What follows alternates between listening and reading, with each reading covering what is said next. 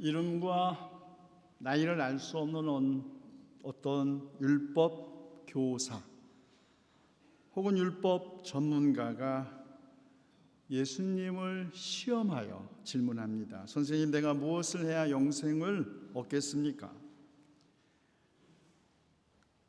도대체 예수님이 무엇을 시험하려고 했을까요?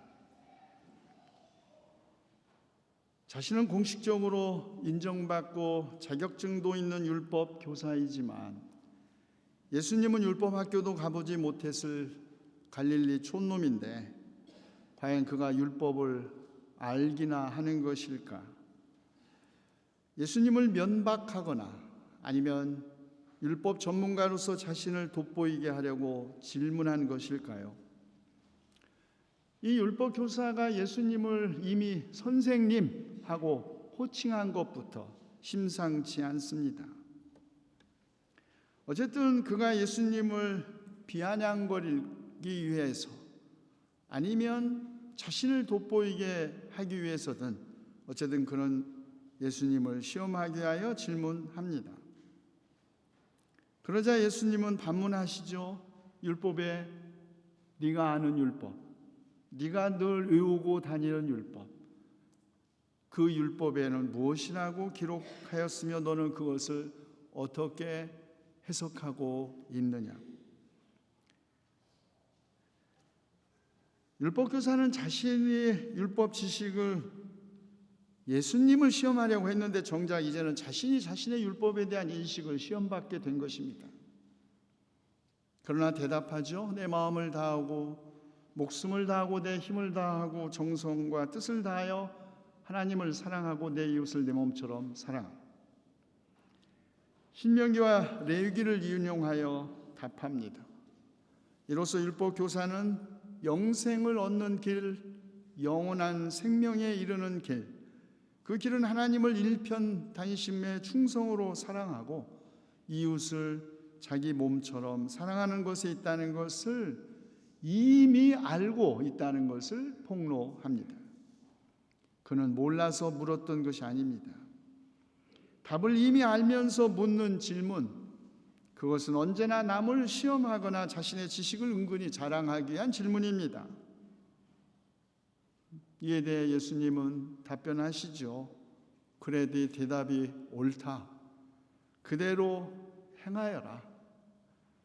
라고 말씀하심으로써 이미 이 율법학자가 익히 알고 있는 것을 실천하지 않는 모든 지식인들의 딜레마를 지적하신 것입니다. 가르치는 사람이 가르치는 대로 살지 않는다는 것 알려주신 것이죠. 그리고 말씀하셨습니다. 그리하면 살 것이다. 아니, 놀랍지 않습니까? 예수님은 율법 교사에게 내 대답이 옳다. 그대로 행하여라. 그리하면 네가 영생을 얻을 것이다 라고 대답하지 않으시고 왜 예수님은 그저 단순히 그러면 네가 살 것이다 이렇게 말씀하셨을까요? 영생, 이 율법 교사는 어쩌면 부활에 관하여 물었을 것이라고 추측합니다. 혹은 영혼 불멸이든 어쨌든 매우 종교적이고 형이사학적인 질문에 대해 예수님은 매우 현실적이고 지극히 단순하게 답변하십니다. 그러면 살 것이다. 종교적 질문은 현실의 삶에 대한 질문과 분리될 수 없습니다. 관념적이고 형이사학적인 종교적 질문에 대한 대답은 현실적이고 구체적인 인간적 삶 한복판 외에 그 어디에서도 찾아질 수 없습니다. 교회 안과 밖의 삶이 분리될 수 없는 것과 마찬가지지요. 영생은 죽음과 분리될 수 없고 종교는 결코 세상과 무관하지 않습니다.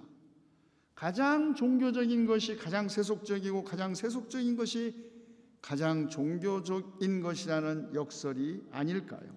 그러자 율법 교사는 자기를 옳게 보이려고 자기를 옳게 보이고 싶어서 예수께 묻습니다. 그러면 내 이웃이 누군가요? 이 질문의 주제는 나는 교육받은 율법학자로서 충실히 율법대로 내 이웃, 내 유대 민족, 특별히 그 가운데 율법을 준수하는 유대인들을 사랑해 왔다. 그런데 이런 거 아니겠습니까?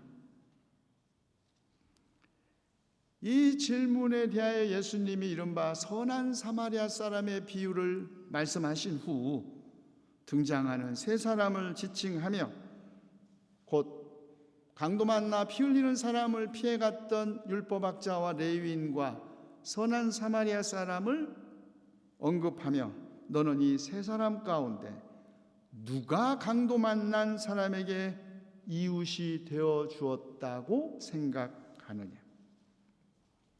외국인, 특히 사마리아 사람들, 철저하게 이웃의 범죄에서 제외시킨 유대인 율법 교사에게 강도 만난 사람에게 이웃이 되어준 사람이 누구냐라는 예수님의 질문은 그를 충분히 당혹시켰습니다. 왜냐하면 강도 만난 사람에게 그가 유대인인지 이방인지는 모르지만 이웃이 되어준 사람은 유대인인 제사장과 레위인이 아니라 뜻밖에도 유대인과 원수관계에 있던 사마리아 사람이었기 때문입니다. 그래서 그랬을까요? 이 율법 교사는 매우 지혜롭게도 그는 사마리아 사람입니다라고 답하지 않고 그는 자비를 베푼 사람입니다라고 말함으로써 심지어 사마리아라는 말 자체를 그의 입에조차 올리기를 꺼려했던 한 유대 율법 교사의 현실을 적나라하게 보여줍니다.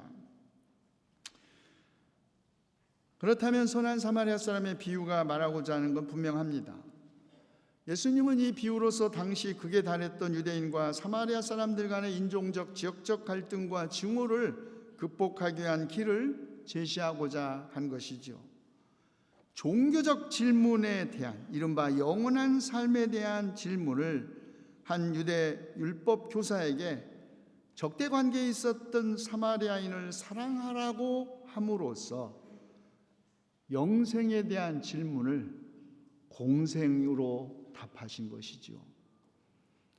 사마리아인들에 대한 편견과 증오, 유대인의 집단적 역사적 기억으로부터 유대인이 해방되지 않고서는 결코 이웃을 사랑할 수 없다는 것입니다. 몇 가지는 다 아는 이야기입니다. 선한 사마리아 사람의 비유도 다 아십니다. 제 기억에 우리 강원효 목사님 설교도 선한 사마리아 사람 가운데 설교 제가 들었는데요. 선한 사마리아 사람은 기독교인들이 강도 만난 사람들을 뒤쫓아 다니면서 치유해주고 이럴 게 아니라 예루살렘에서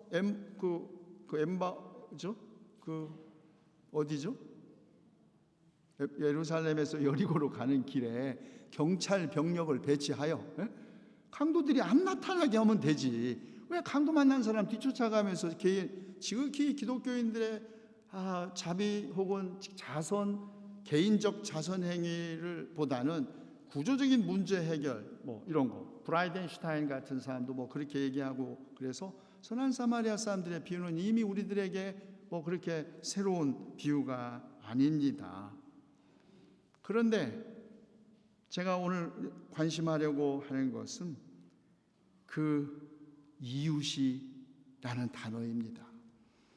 여러분 우리 영어 네이버 이웃 독일어로는 되어 넥스트 나에게 가장 가까이 있는 사람이라고 번역되는데 프랑스어로는 인접한 의미의 부하생, 그 동료라는 의미의 프로생 두 개가 복합된 언어입니다.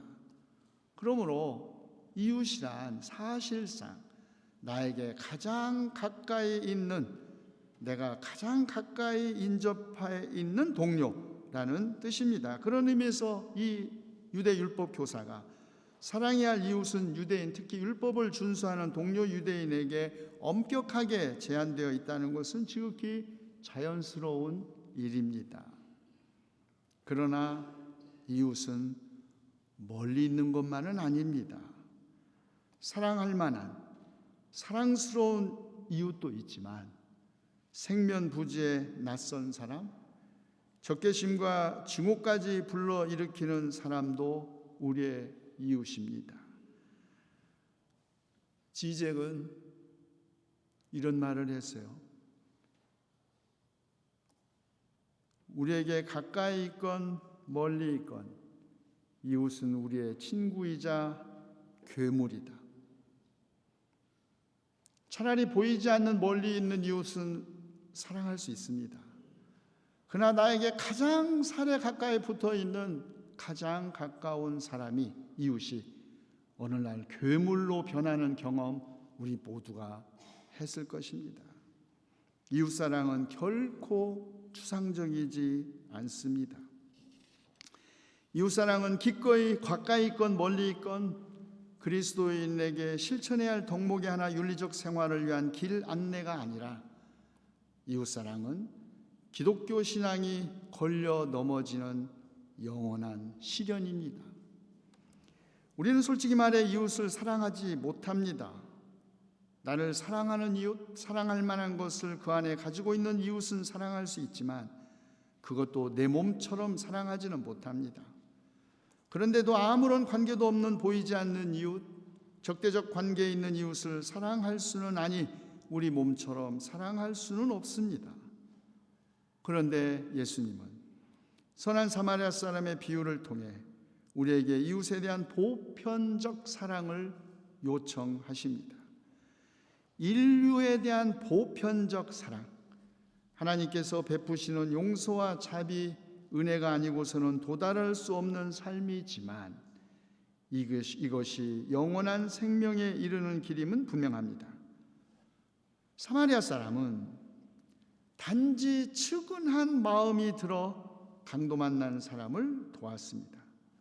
측은지심에는 경계가 있을 수 없습니다. 장이 뒤틀리는 그런 같은 아픔이야말로 인간을 인간답게 하는, 모든 장벽과 종교의 경계를 넘어 이웃에게 손을 내밀게 하는 보편성이 아닐까요? 그런데 오늘 우리들의 관심을 기울이게 하는 것은 도대체 선한 사마리아 사람은 그렇다 하더라도 왜 제사장과 레위인들은 강도 만나 길 위에 쓰러져 있는 사람 외면하고 그냥 지나쳐 갔을까요? 이들도 자기도 강도 땐을 만날까 두렵고 무서워서 그랬을까요? 아니면 그 사람이 이미 죽었다고 생각하고 죽은 사람의 시체를 만짐으로써 자신의 몸을 더럽히지 않으려 했기 때문일까요? 제사를 드리는 직분을 가진 이들로서는 지극히 당연한 일일지 모릅니다. 다만 성서 어디에도 이들이 특별히 동정심이나 이타심, 측은지심이 없어서 사람이 나쁜 사람이어서 악한 마음을 가지고 있어서 그랬다는 단서를 제공하고 있지 않습니다. 그렇다면 이들이 피해간 것, 그것은 강도 만나 피를 흘리며 죽어가는 사람을 양심의 가책 없이도 굳이 돌아보지 않아도 될, 아니 그런 사람을 도와서는 안 되는 율법이라는 장벽, 그들의 태도를 무관심과 외면을 정당화해주는 이른바 정결법 때문입니다. 선한 사마리아 사람의 비유는 우리에게 묻습니다. 여러분 시대에 강도 만난 사람은 누구입니까? 우리 시대에 강도 만난 사람은 누구입니까? 묻지마 살인의 희생자입니까? 구조조정으로 갑자기 직업을 잃은 대량 실업자입니까? 탈북자입니까? 외국인 노동자입니까? 아니면 난민입니까? 그리고 선한 사마리아 사람 비유는 우리에게 묻습니다. 강도를 만나 죽어가는 사람을 돕지 않아도 아무런 가책을 느끼게 하지 않는, 아니 그들을 돕지 못하게 하는 우리 시대의 정결법은 무엇일까요? 자본입니까? 시장 논리입니까? 계급과 계층입니까? 숟가락입니까? 무관심입니까? 개인주의입니까? 선한 사마리아 사람은 진실로 측은지심이야말로 모든 율법과 관습을 초월하여 이웃을 돕게 하는 원천임을 하나님께서 인간에게 주신 은총임을 깨닫게 해줍니다. 기도합시다.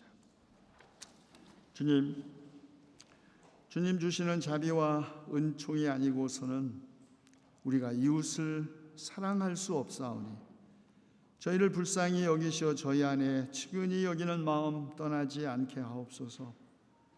우리 가운데 강도 만난 사람을 볼 수 있는 눈, 그들을 측은히 여기는 마음, 그들을 돕는 발과 손을 주셔서 그들을 치유하여 주님께서 만드신 세상 더욱 아름답고 따뜻하게 만들어가게 하시옵소서.